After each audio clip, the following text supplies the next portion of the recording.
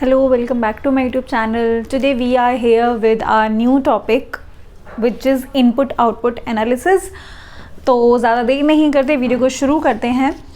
हाँ, एक चीज़ मेरे दिमाग में थी, इफ़ यू कुड क्लियर तो वो मुझे बहुत हेल्प करेगा. वो ये कि दैट आई लाइक और somehow even unwanted like unwillingly मैं बहुत ज़्यादा एक्सप्लेन कर देती हूँ चीज़ों को. Like I love to like get into the topic, पूरी तरीके से उसको निचोड़ के एक्सप्लेन करना. This is what I try to do in every single video. मेरा हमेशा ये होता है कि वीडियो को शॉर्ट नहीं, मेरा ये होता है कि मुद्दे को ढंग से समझाना मेरा मोटिव बन जाता है कि ये समझ में आना चाहिए. तो मैं कभी कभी तो एक ही बात को 3-4 बार अलग अलग प्रकार से एक्सप्लेन करने की कोशिश कर देती हूँ ताकि सामने वाले को समझ में आना चाहिए, एनी हाउ समझ में आना चाहिए.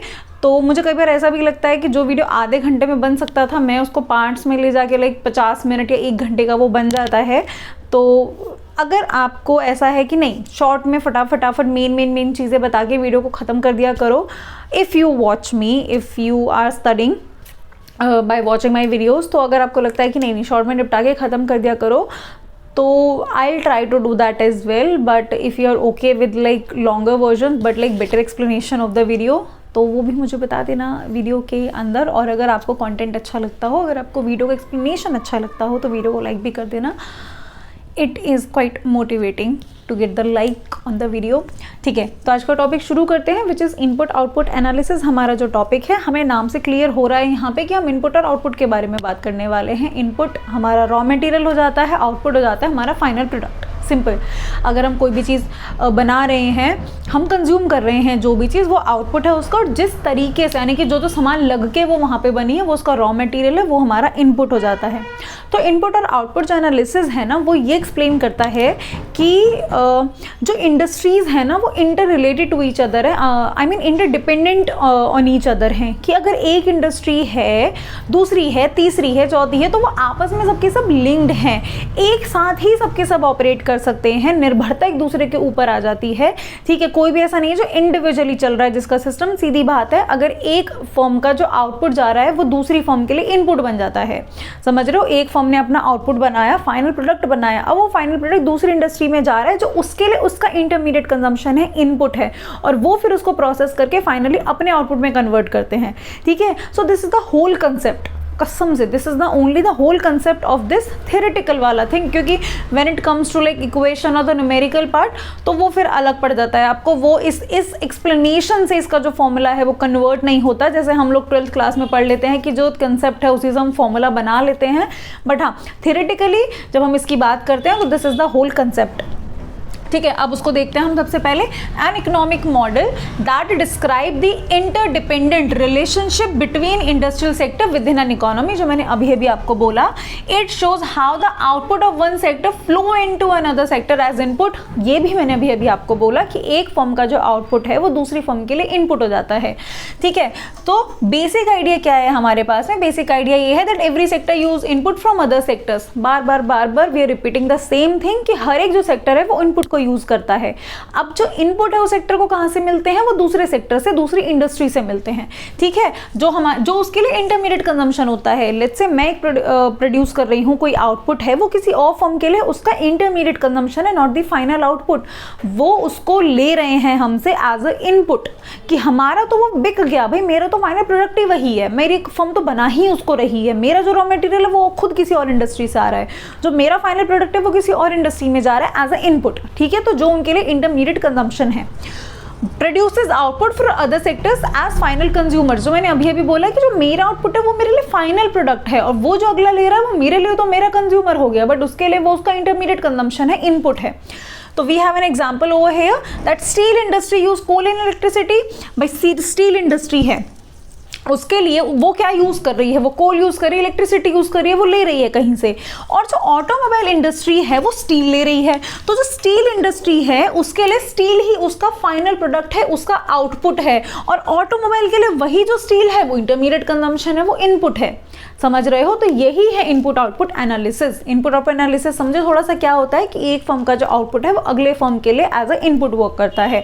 इसी वजह से जो इंडस्ट्रीज हैं, जो सेक्टर्स हैं, वो सारे के सारे इंटरडिपेंडेंट ऑन ईच अदर हैं। ठीक है, अब देखो आगे, इसी चीज़ को हम लोग बोलते हैं अब इसी चीज़ को नहीं, एक्चुअली इस चीज़ को हम लोग एक्सप्लेन करते हैं विद इनपुट आउटपुट मैट्रिक्स जो हम यहाँ पे पढ़ रहे हैं। उससे पहले if you are like making notes and you are having और you are sitting there with your pen and notebook, तो आप उसके अंदर एक दो बातें और ऐड कर सकते हो व्हाइल राइटिंग योर टॉपिक, कि जो एक इंडस्ट्री होती है ना, वो कंज्यूमर और सप्लायर दोनों होती है। ठीक है, अब कंज्यूमर और सप्लाई कैसे होते हैं? कंज्यूमर किस चीज़ के लिए है? वो कंज्यूमर है आउटपुट के लिए, भाई जो अगली इंडस्ट्री है, जो स्टील इंडस्ट्री है, उसने कोल एंड इलेक्ट्रिसिटी तो लिया ही है ना वहाँ से। और सप्लायर किस चीज़ की है? ये सप्लायर है ये इनपुट की फॉर द अदर इंडस्ट्री। भाई ये दूसरी इंडस्ट्रीज को इनपुट सप्लाई कर रही है। ठीक है, तो एक इंडस्ट्री जो है वो कंज्यूमर और जो सप्लायर है वो दोनों हैं हमारे पास में। ठीक है, अब ये जो सारा का सारा कंसेप्ट है ना, we are explaining with the matrix, यानी कि वो जो टेबल, जो हम टेबल यहाँ पे बना रहे हैं, तो we are explaining the whole concept with the help of the table. अब ये जो मैट्रिक्स है कहीं कहीं पे आपको वो तीनों सेक्टर्स के साथ मिलते हैं। वी आर हैविंग 3 सेक्टर्स ना, primary sector, secondary sector and the tertiary sector, यानी कि सर्वे सेक्टर हमारे पास में।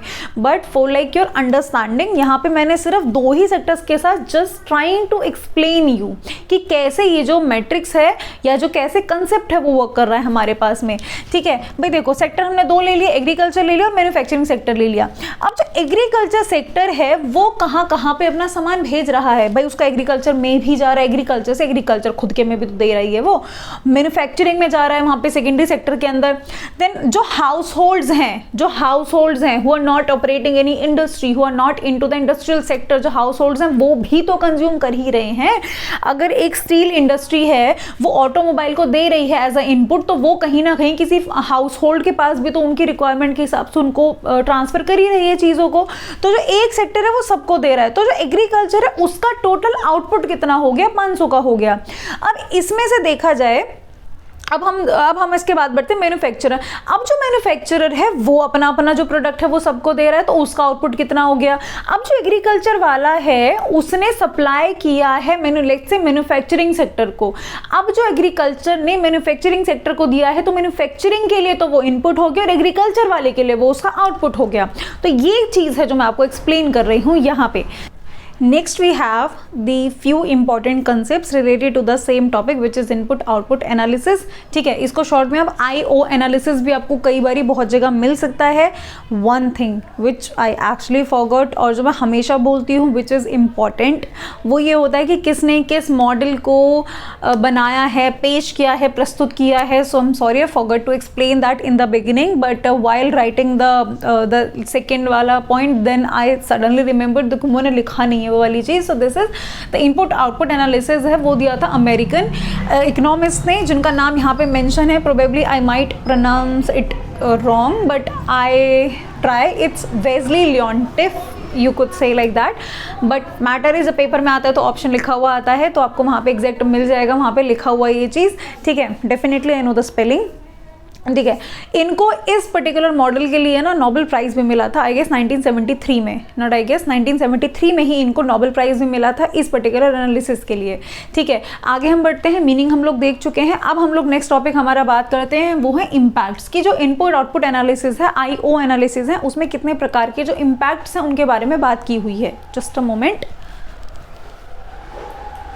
ठीक है, तो उसमें कितने प्रकार के जो इम्पैक्ट्स हैं उनके बारे में बात की हुई है। तो we are having 3 kind of impacts. First is primary, then secondary and the induced, और you could say the tertiary, the third one. ठीक है, तो सबसे पहले हमारे पास में प्राइमरी इम्पैक्ट। ठीक है, अब प्राइमरी इम्पैक्ट क्या होता है हमारे पास में? ये इम्पैक्ट होता है आपका जो इनिशियल आता है सबसे पहले, यानी कि जहाँ पे एक्चुअली में जो चेंज घटित होता है ना, वो बेसिकली अगर मैं बोलूँ तो ये जो दोनों है ना बाकी के, वो इसको फॉलो कर रहे हैं। ये इम्पैक्ट तब आएंगे जब इसके अंदर इम्पैक्ट आएगा। तो सबसे इनिशियल जहाँ पे जो चेंज आएगा, इनिशियल जो पड़ेगा वो यहाँ पड़ेगा। जब यहाँ पड़ेगा तो उसका इम्पैक्ट जो है वो इन दोनों पे पड़ेगा। तो प्राइमरी जो है उस पर इम्पैक्ट सबसे ज़्यादा जब पड़ता है तो बाकियों फिर उसको फॉलो करते हैं इम्पैक्ट को। तो प्राइमरी इम्पैक्ट होता है जहाँ पे चेंज होता है। एक एग्जांपल उठाते हैं, उसी को हम तीनों में एडजस्ट कर देंगे। जैसे कार फैक्ट्री है, ठीक है, अब जो कार फैक्ट्री है मान के चलो वो अपना प्रोडक्शन बढ़ा रही है, ठीक है, कार जो फैक्ट्री है, एनी फैक्ट्री, हम बात करें कार फैक्ट्री की बात कर रहे हैं, वो अपना प्रोडक्शन को बढ़ा रहे हैं, ठीक है। अब जब वो प्रोडक्शन को बढ़ा रहे हैं तो प्रोडक्शन को बढ़ा रहे हैं तो इसका मतलब ये है कि उन्हें रॉ मटेरियल की हर चीज़ की रिक्वायरमेंट आएगी। चेंज आया, चेंज क्या आया, उन्होंने अपना प्रोडक्शन बढ़ा दिया।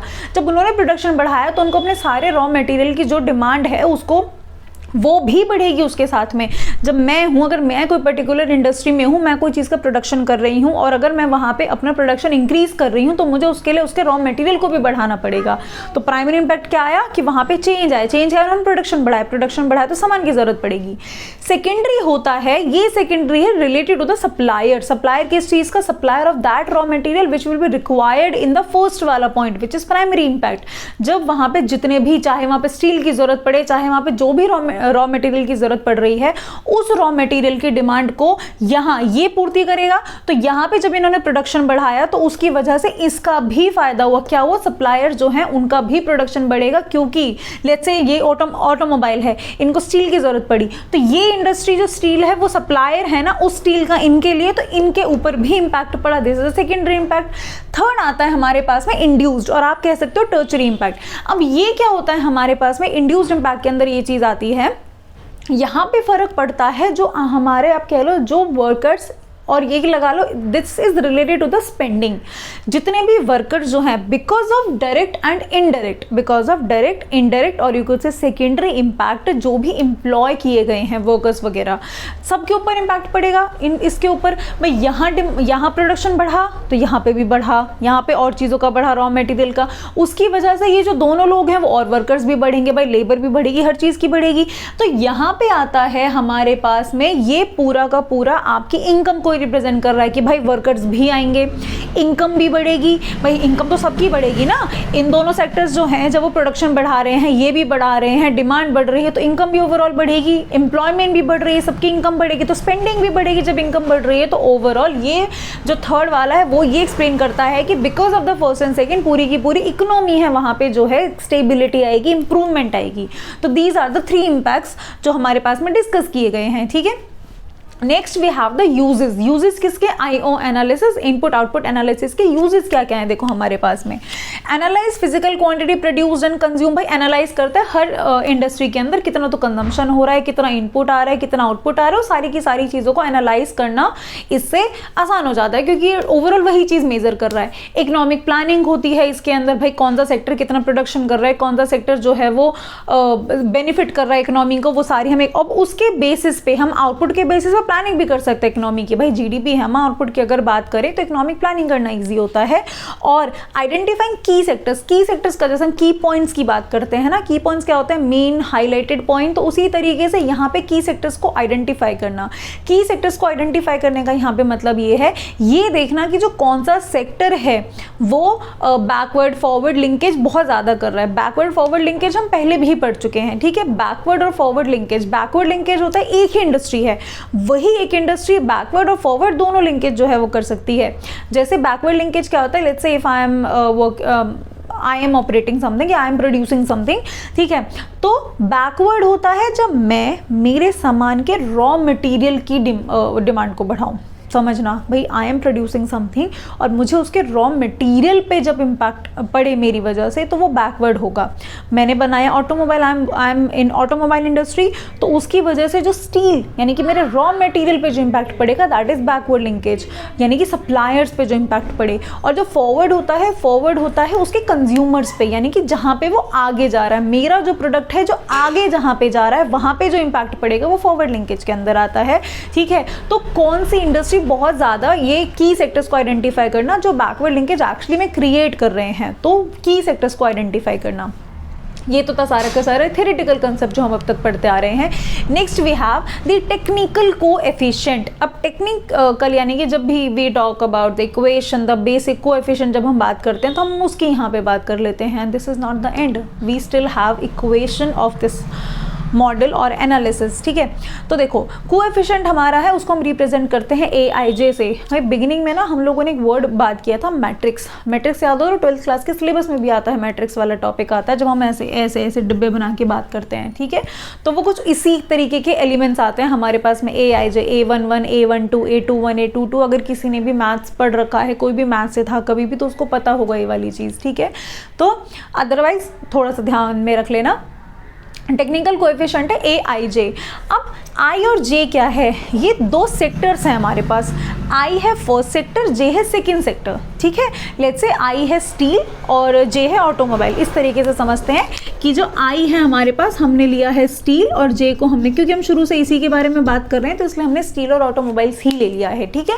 तो I है स्टील, J है ऑटोमोबाइल्स। तो अब देखो हमारे पास जो कोएफिशिएंट है IJ, ये क्या रिप्रेजेंट करता है, ये रिप्रेजेंट करता है कि जो फर्स्ट सेक्टर है, विच इज I, उसके कितने यूनिट्स, यानी कि हमें कितना इनपुट चाहिए होगा of sector 1 which is I to produce 1 unit in sector J। यानी कि ये दोनों सेक्टर्स हैं, तो कितने स्टील की कितनी यूनिट्स की रिक्वायरमेंट पड़ेगी to produce 1 unit of automobiles, ये कोएफिशिएंट ये एक्सप्लेन करता है, and as well the formula, ठीक है। तो एक एग्जांपल से मान के चलते हैं, मैंने यही लिखा है A स्टील एंड ऑटोमोबाइल, यानी कि I और J। लेट्स से मैंने लिया है 20 और 100, मैं डायरेक्टली एनी रैंडम नंबर मैं यहाँ पे ले रही हूँ, ठीक है। अब मान के चलो ये हो गया ये। अब इसका मतलब क्या है, इसका मतलब देखो बात तो वही हो ना, इनपुट फ्रॉम सेक्टर, यानी कि कितना इनपुट जा रहा है और फाइनली कितना आउटपुट प्रोड्यूस हुआ है, ये मतलब है इसका। अब इसका मतलब क्या है, इसका मतलब ये है कि 0.20 units of steel will be required to produce 1 unit of automobiles. समझ गए? दोबारा रिपीट करती हूँ कि स्टील की जो स्टील इंडस्ट्री है उसकी इतनी यूनिट्स की ज़रूरत पड़ेगी ऑटोमोबाइल्स की 1 यूनिट को प्रोड्यूस करने के लिए, ये होता है इसका मतलब हमारे पास में, ठीक है। तो this is the coefficient of input output analysis जो हमारे पास में है। Next we have the equation, final equation to understand the whole model. दो जो भी हमने थ्योरेटिकल एक्सप्लेनेशन पढ़ी थी, आप उस एक्सप्लेनेशन से फॉर्मूले को कन्वर्ट नहीं कर सकते हो, बट फॉर्मूला बहुत टफ नहीं है। अगर आप लोगों ने मैथमेटिक्स पढ़ा हुआ है, टोटली द इनवर्स वाला फॉर्मूला जो हम लोगों ने पढ़ा हुआ है 12th क्लास के अंदर भी। Next we have the equation related to the input output analysis और the model of Wassily Leontief. उनकी इक्वेशन है जो आपको पढ़नी है। मैं बार बार बोल रही हूँ कि जो थ्योरेटिकल कंसेप्ट है उससे आप इक्वेशन कन्वर्ट नहीं कर पाएंगे। I mean if you are studying और if you are reading like the concept, the whole concept, तो उससे आप इक्वेशन को कन्वर्ट नहीं कर पाएंगे। लाइक वर्ड टू वर्ड आप पढ़ा आप उसको, क्योंकि इनिशियल्स यानी कि जो अल्फ़ाबेट्स हैं वो थोड़े से डिफरेंट हो जाते हैं इक्वेशन को एक्सप्लेन करने के लिए। आई मीन जैसे हम लोग कैपिटल पढ़ के उसको K लिख देते हैं, लेबर पढ़ के उसको L लिख देते हैं, तो ईजिली दिमाग में चीज़ें बैठ जाती हैं। बट यहाँ थोड़ा सा अटपटा सा माहौल है, बट कोई बात नहीं, पढ़ लेंगे।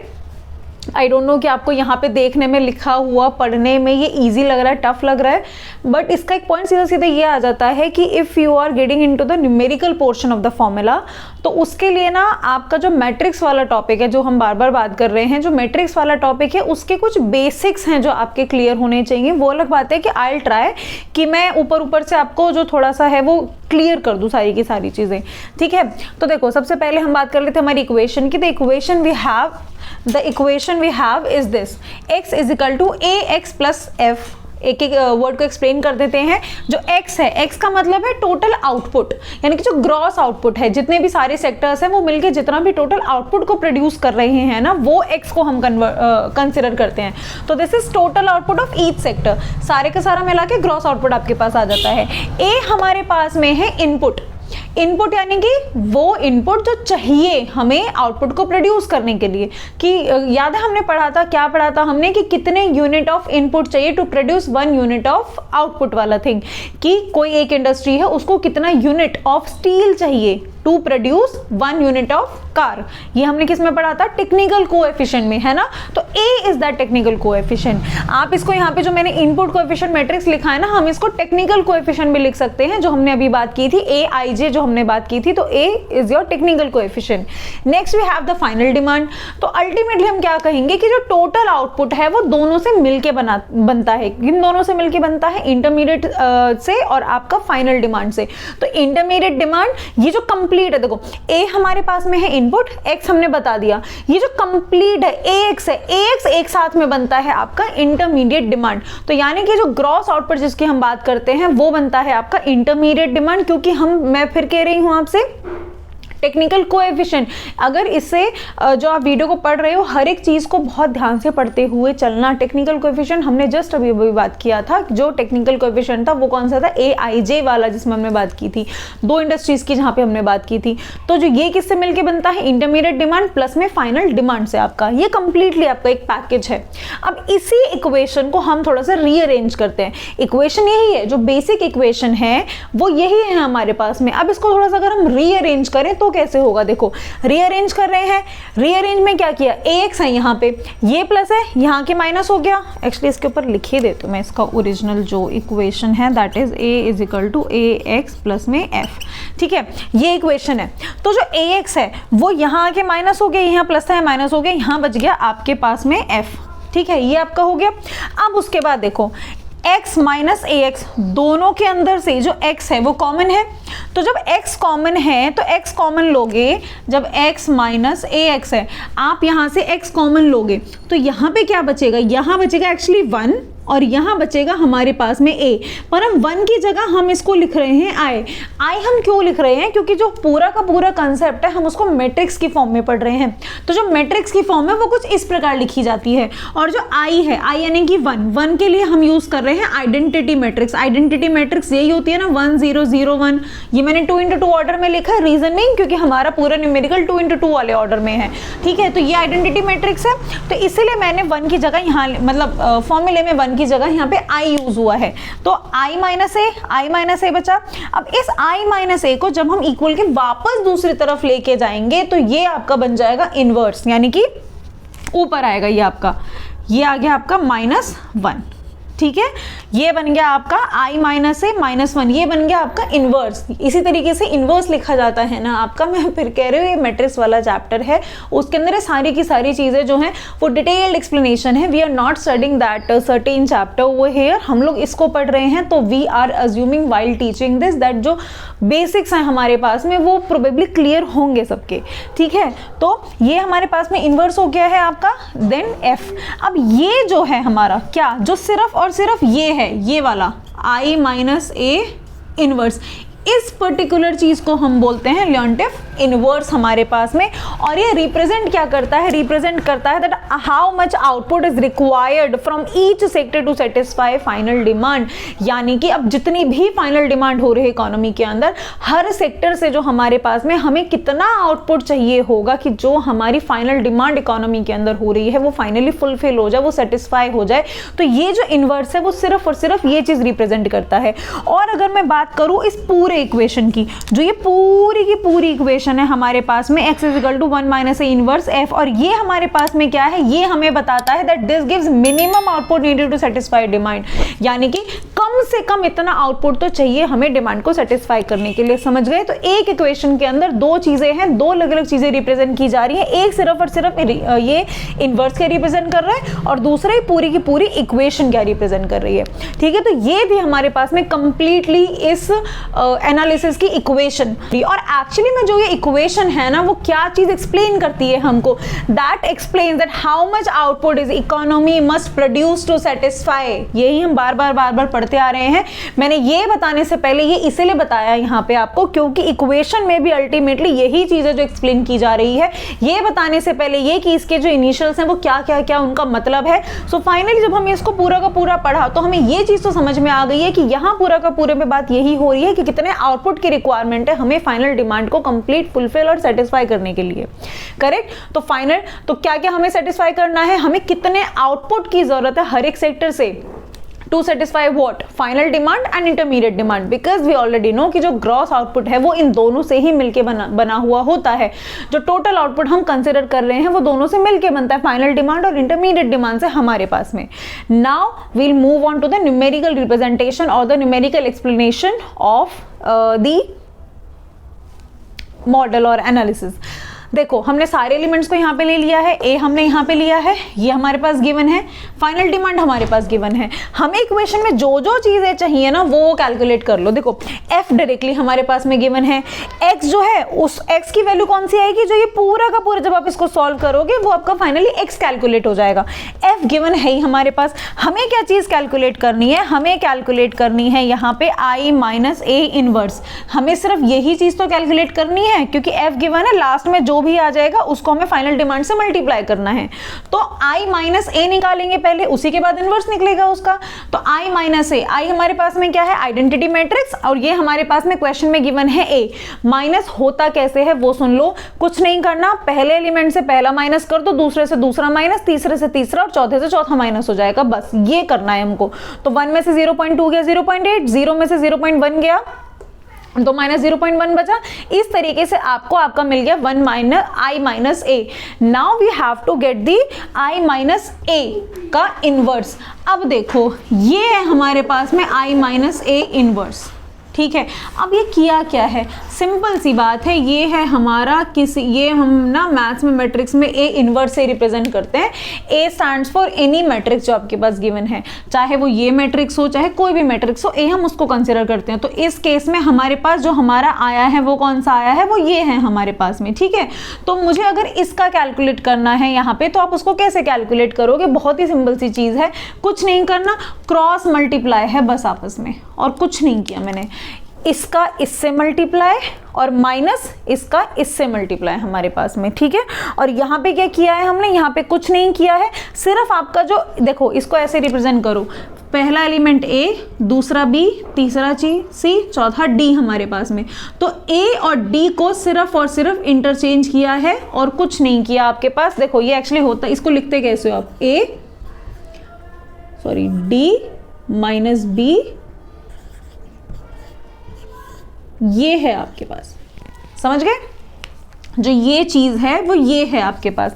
क्या किया है हमने, सिर्फ बी और सी के साइन चेंज होंगे, माइनस का मतलब ये है कि जो भी वैल्यू है उसके आपके साइन चेंज हो जाएंगे। हमारे पास में अगर माइनस है, हमारे यहाँ माइनस था तो माइनस माइनस प्लस, ये भी माइनस माइनस प्लस हो गया, और ए और डी को इंटरचेंज कर दो आपस में, और इनका मैंने आपको बता दिया। अब कुछ नहीं, इसको सॉल्व करके आपके पास आ जाएगा। देखो मैनुअली यूजुअली आपको एग्जाम में इतना सॉल्व नहीं करना होता है इन इक्वेशंस को, जो भी आपके पास में आता है, ये सिर्फ ये समझाने के लिए था कि ये का कैसे होता है, ठीक है। The one who knows the basic matrix things, यानी कि मल्टीप्लाई कैसे होता है, डिवाइड कैसे होता है, ठीक है। ये तो सिंपल मल्टीप्लाई है, उसके बाद जो भी आपका फाइनल आंसर आएगा हर एक टर्म को उससे डिवाइड करना है, बस।